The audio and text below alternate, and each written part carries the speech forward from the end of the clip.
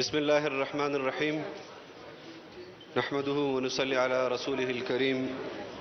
اما بعد. شکریہ جناب اسپیکر.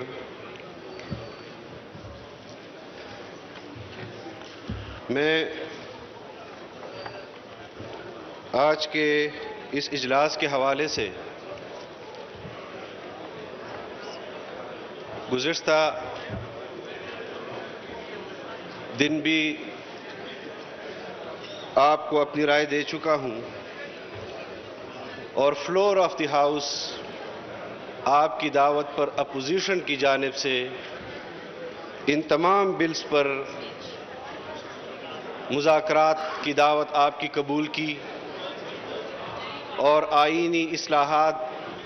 کے جو بلز یہاں پر موجود ہیں آج کے ایجنڈے میں اس حوالے سے کھلے دل کے ساتھ آپ کی دعوت کو قبول کیا. لیکن جس طرح مجھ سے قبل قائد حزب اختلاف نے پاکستان پیپلز پارٹی کے چیئرمین بلاول بھٹو صاحب نے آپ کو یاد دلایا کہ ہم نے آپ کے خط کا خیر مقدم کیا اور اس کے جواب میں آپ کو خط لکھا. میں سمجھتا ہوں کہ اسپیکر صاحب آپ نے مجھے اس چیئر پر بیٹھ کر ہماری طرف سے جو خط لکھا گیا تھا اس کو قبول کیا اور وزیر صاحب کو مخاطب کیا کہ اس پر اپوزیشن کی تجاویز آپ کو لینی چاہیے. کم از کم آپ کی بات کی لاج رکھنے کے لیے حکومت جھوٹ موٹ کا کوئی اجلاس ایک دن کے لیے بلا لیتی تو اس سے آپ کی بات کی لاج بھی رہ جاتی. لیکن یہ اتنا آسان مسئلہ نہیں ہے جناب اسپیکر کہ جس طرح حکومت نے سمجھ لیا ہے. میں سمجھتا ہوں کہ حکومت آج ملک میں افراتفری کی بنیاد ڈال رہی ہے, ہنگاموں کی بنیاد ڈال رہی ہے.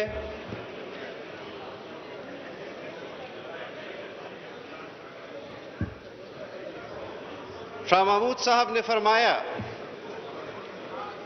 کہ ہم نے اپوزیشن کو دعوت دی, اپوزیشن نے ہم سے بات نہیں کی. وہ یہ نہیں چاہتے کہ ہم اوورسیز پاکستانیز کو ووٹ کے لیے سہولت نہیں دینا چاہتے یا ہمیں الیکشن انتخابات میں اصلاحات قبول نہیں. ہم آپ کو فلور آف دی ہاؤس چیخ چیخ کر کہہ رہے ہیں کہ ہم تمام بلز پر تجاویز دینا چاہتے ہیں.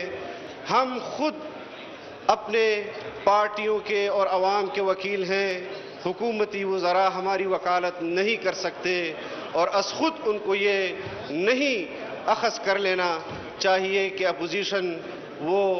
ان تمام بلز میں اختلاف کر رہی ہے. آج عددی اکثریت سے اگر حکومت ان تمام بلز کو پاس بھی کر لیتی ہے, جناب اسپیکر ہاؤس ان آرڈر کریں. Order in the house please. Order in the house please. آج اگر یک طرفہ طور پر ان تمام بلز کو حکومت پاس بھی کر لیتی ہے, جناب اسپیکر عوام اس یک طرفہ قانون سازی کو تسلیم نہیں کرے گی. اور میں خوش قسمتی سمجھتا ہوں کہ آئین پاکستان بنانے والی تنظیمیں بھی آج اپوزیشن میں اتفاق اور اتحاد کے ساتھ اسی آئین کی بالادستی کی جنگ مشترکہ طور پر لڑ رہی ہے اور لڑتی رہے گی انشاءاللہ.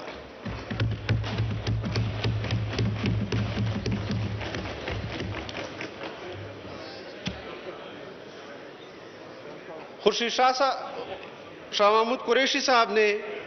फरमाया कि इलेक्शन पर एतराज़ात होते हैं। पाकिस्तान तहरीक इंसाफ ने भी गुज़िश्ता इंतखाबात में 126 दिन का धरना दिया। माजी में पार्टियां इंतखाबात के नताइज पर एतराज़ात करती रही हैं, लेकिन ये इंतखाबात के नताइज को तस्लीम करना, हर मुल्क में इस पर एतराज़ात होते हैं, जायज़ भी होते हैं, नाजायज़ भी होते हैं, लेकिन पाकिस्तान इस तरह के तजर्बात का मुतहम्मिल नहीं हो सकता कि हम इन इंतखाबात के नताइज में पहले ही अपने मुल्क को दो लख्त होते हुए हमने देखा है। हम इस तरह के मुतनाज़ा इस्लाहात जो अभी पास ही नहीं हुए, उससे पहले ही वो इतने मुतनाज़ा हो गए कि आज आपको इंतहाई इक़दाम की ज़रूरत करना पड़ी। आपको गिला करना पड़ा कि आपके मेंबरान यहाँ पर आकर उनका रवैया इस कुर्सी के साथ भी ठीक नहीं, और इस कुर्सी की जो एक ताज़ीम है उसके लिए भी ठीक नहीं। मैं आपको मुतनब्बे कर देना चाहता हूँ कि अगर एक तरफा कानून साजी होती है जनाब स्पीकर, और मुल्क में हंगामे इस कानून साजी की बुनियाद पर होते हैं, मुल्क के अंदर अफरा तफरी इस कानून साजी की बुनियाद पर होती है, तो उसके जिम्मेदार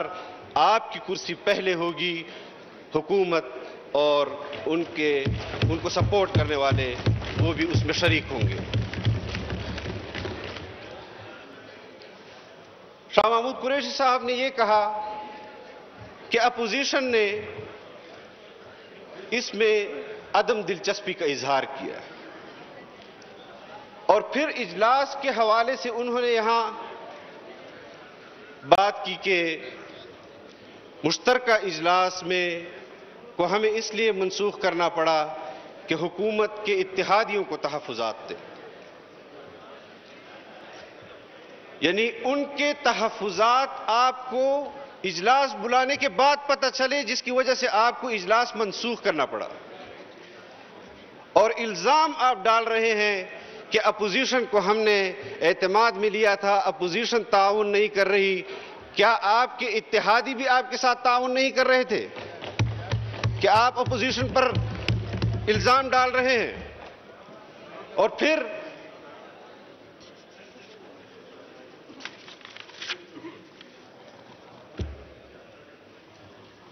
बैरून मुल्क पाकिस्तानियों के हुकूक की बात कौन नहीं करता? सबसे ज्यादा बैरून मुल्क पाकिस्तानी हमारे सूबे से ताल्लुक रखते हैं, जो पाकिस्तान में अपने घर, अपने बच्चों को पाल रहे हैं। लेकिन आप मुझे बताएं जनाब स्पीकर कि क्या हम ऐसी कानून साजी कबल अज वक्त बगैर तैयारी के कि जिसको हम लागू नहीं कर सकेंगे, ऐसी कानून साजी का क्या नतीजा हो सकता है सिवाय इसके कि आप पाकिस्तान में पहले नौजवानों के नाम पर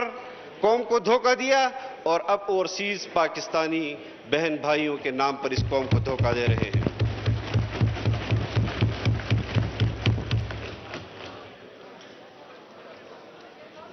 पाकिस्तान से जनाब स्पीकर इस वक्त एशिया के बहुत सारे ममालिक, बहुत सारे मगरबी ममालिक के रेड लिस्ट से निकल चुके हैं, लेकिन पाकिस्तान आज भी उनके रेड लिस्ट में है। बहुत सारे ममालिक के रेड लिस्ट में है, सऊदी अरब के रेड लिस्ट में है। पाकिस्तानियों को वीजे जारी नहीं होते। ओवरसीज पाकिस्तानी जो 2 साल पहले पाकिस्तान आए थे, वो जहां पर रोजगार कर रहे थे जिन ममालिक में, आपकी पॉलिसियों की वजह से उनकी नौकरियां चली गई, वो वापस पढ़ने के लिए नहीं जा सकते, और आप कहते हैं कि हम उनको वोट का हक देना चाहते हैं। मेरा सवाल यह है जनाब स्पीकर कि क्या ओवरसीज पाकिस्तानीज को वोट का हक हासिल नहीं है? اگر ان کو ووٹ کا حق حاصل ہے اور وہ پاکستان میں آ کر اپنا ووٹ کاسٹ کر سکتے ہیں تو پھر ہمیں یہ بھی سوچنا ہوگا کہ اگر ہم باہر ممالک میں، جس طرح مجھ سے پہلے اپوزیشن لیڈر صاحب نے بھی اس حوالے سے بات کی کہ ہمارے پاس کیا میکینزم ہوگا کہ سعودی عرب کے اندر ہم ان کے لیے ووٹ کا بندوبست کر سکیں گے اور امارات کے اندر ہم ان کے لیے ووٹ کا بندوبست کر سکیں گے. کیا آپ آئین پاکستان کو سعودی عرب میں لاگو کر سکتے ہیں؟ کیا آپ آئین پاکستان کو برطانیہ میں لاگو کر سکتے ہیں؟ کیا آپ آئین پاکستان کو امریکہ میں لاگو کر سکتے ہیں؟ یہ وہ تمام سوالات ہیں جو اپوزیشن پوچھنا چاہتی ہے اور اس پر آپ کو تجاویز دینا چاہتی ہے کہ اگر ہم ان کو یا ای وی ایم کے حوالے سے آپ بات کر رہے ہیں. جناب اسپیکر، میں نے خود دیکھا ہے اور میں چشمدید گواہ ہوں اس بات کا کہ ہمارے بہت سارے ذمہ دار اپنی جیبوں میں بغیر انٹرنیٹ کے اور بغیر سروسز کے موبائل، جس میں نہ کیمرہ ہو، نہ جی ایس ایم ہو، نہ جی پی ایس ہو، ایسے موبائل ڈیوائسز اپنے جیب میں رکھتے ہیں کہ کہیں اس ٹیکنالوجی کی وجہ سے ہماری سیکیورٹی کو مسئلہ نہ پڑ جائے. لیکن آپ ایک ایسی ٹیکنالوجی جس پر جرمنی جیسے ممالک میں دوبارہ اس کو ریوائز کیا گیا ہے، وہاں پر اس کو ختم کیا گیا ہے، لیکن آج پاکستان کی جو صورتحال ہے وہ ایسے تجربات کرنے جا رہی ہے. اور پھر اصل ایشو جو ہے وہ یہ ہے کہ آپ کو کیا جلدی ہے کہ آپ سے پہلے بھی میں نے رہنمائی لی تھی کہ آپ کو کیا جلدی ہے کہ 19 تاریخ سے پہلے آپ یہ قانون سازی کرنا چاہتے ہیں؟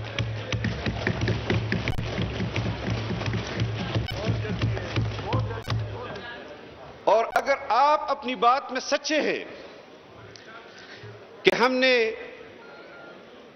اپنے اراکین کو ان کے تحفظات کو دور کیا ہے، تو پھر میں آپ کو ایک تجویز دیتا ہوں. اپوزیشن آپ پر کوئی الزام نہیں لگائے گی کہ آپ کی طرف سے کوئی فون کالز ممبران کو آئے ہیں یا آپ کی طرف سے یہ قانون سازی اوورسیز پاکستانیز کے حوالے سے یا عوام کے حقوق کے ووٹ کے حق کے تحفظ کے حوالے سے وہ اخلاص پر مبنی ہے. آپ آج کی اجلاس کو اگلے مہینے کی اسی تاریخ کو تبدیل کر دیں، میں مان جاؤں گا کہ آپ اخلاص کی بنیاد پر یہ قانون سازی کریں. یہ اختیار تو آپ کے پاس ہے اسپیکر صاحب. ہم کوئی بڑا مطالبہ نہیں کرنا چاہتے، لیکن اس حوالے سے میں نے فلور آف دی ہاؤس آپ سے درخواست کی تھی کہ وہ بل جو شرعی قوانین ہے،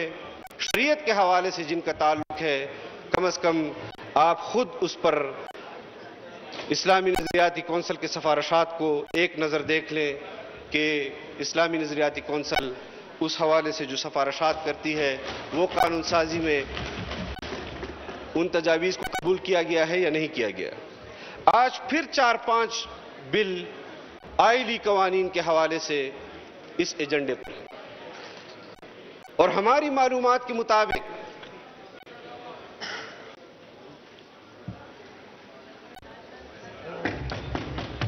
شکریہ چیئرمین صاحب. ہماری معلومات کے مطابق یہ وہ قانون سازی ہے، یہ وہ بل ہے کہ جس میں اسلامی نظریاتی کونسل سفارشات دے چکی ہے کہ ہمیں اس پر نظر ثانی کرنی چاہیے. حکومت جو ترامیم لانا چاہتی ہے اس پر آپ کو نظر ثانی کرنا چاہیے. اب اگر ہم قانون سازی میں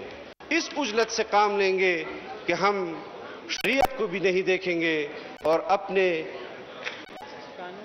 قانون کو بھی نہیں دیکھیں گے، قواعد و ضوابط کو بھی بلڈوز کریں گے، تو پھر یہ کس قسم کی قانون سازی ہے اور یہ کس قسم کا دعویٰ ہے کہ جس طرح وزراء کہتے ہیں کہ ہم نے یہ ملک کلمے کی بنیاد پر حاصل کیا تھا اور ہم کلمے کی بنیاد پر ہی اس ملک کو چلانا چاہتے ہیں، ریاست مدینہ کے نام پر چلانا چاہتے ہیں۔ یقیناً عوام کی یہ خواہش ہے، یقیناً عوام یہ چاہتی ہے کہ ہم ایک اسلامی نظام کے تحت قانون سازی، قانون کے آئین کے مطابق زندگی گزاریں، لیکن یہاں پر تو ہمیشہ ان قوانین کا مذاق اڑایا گیا ہے اور آج بھی ان قوانین کا مذاق اڑایا جا رہا ہے۔ تو اس لحاظ سے ہماری پارٹی کا موقف جناب چیئرمین اس کرسی سے یہ ہے کہ آپ اس قانون کو اس عجلت میں پاس نہ کریں۔ اس قانون کے دور رس نتائج ہوں گے اور یہ ملک اس حوالے سے افراتفری کا شکار ہوگا، اور یہ افراتفری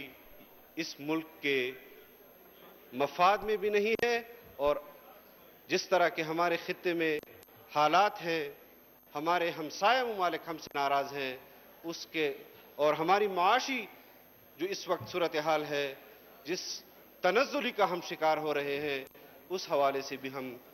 کم از کم متحمل نہیں ہیں کہ ہم ایسے اقدامات کریں کہ ہم جن لوگوں کے لیے قانون سازی کر رہے ہیں اور وہ ان تحفظات کے ساتھ آئندہ بھی اس پاکستان میں اپنی زندگی گزار سکیں۔ جناب چیئرمین،